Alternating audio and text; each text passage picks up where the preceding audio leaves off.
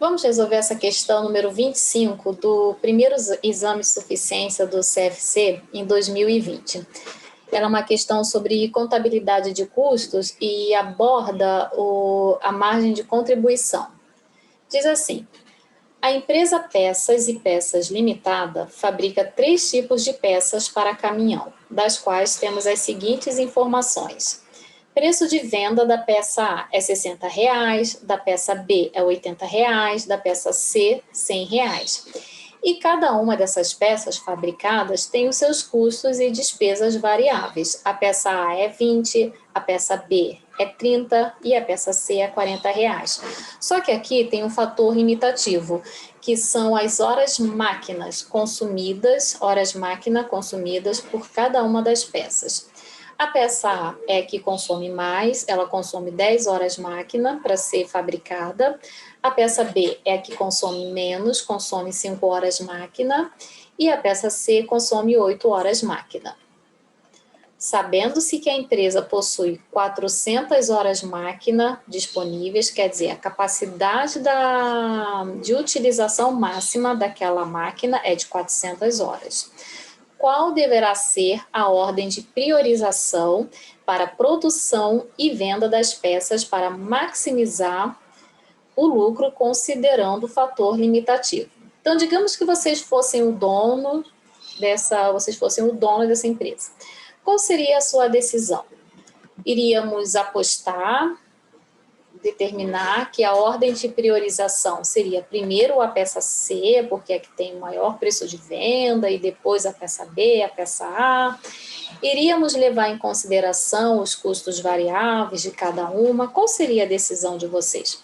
Bom, se a gente fosse muito afobado, o que a gente ia falar? Ah, não, vou priorizar a peça C porque ela tem o maior preço de venda, é ela que vai maximizar o lucro. Só que eu não posso levar somente isso em consideração.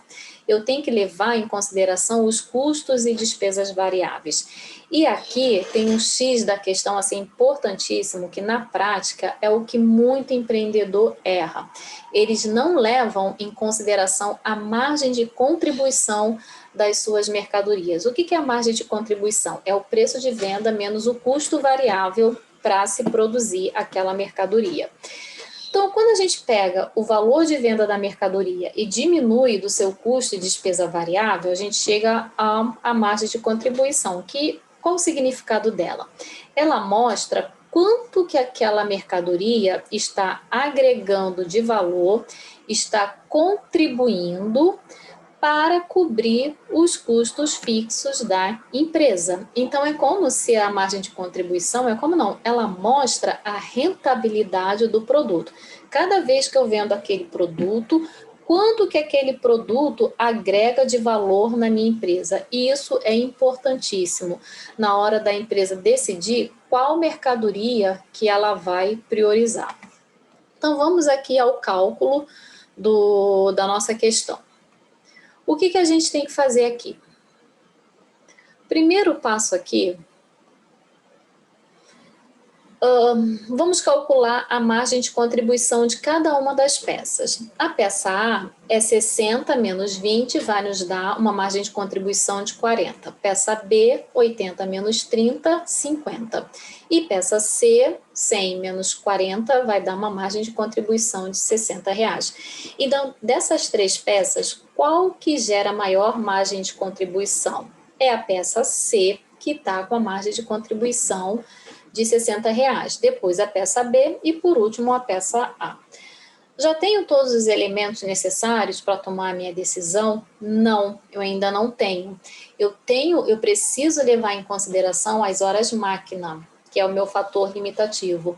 Eu tenho que levar em consideração quanto que cada peça está consumindo da minha hora máquina, porque não adianta nada uma peça ter uma margem de contribuição elevada se ela consome muito das suas horas máquina. Então, vamos ver como é que está a situação aqui dessas 3 peças. Como é que eu vou ponderar essa questão do fator limitativo? Eu vou pegar a margem de contribuição e vou dividir pela horas máquina consumida de cada uma das peças. Então, aqui a peça A, quando eu pego a margem de contribuição de R$ 40 e divido por 10 horas máquina consumida, eu chego a um número de 4, né?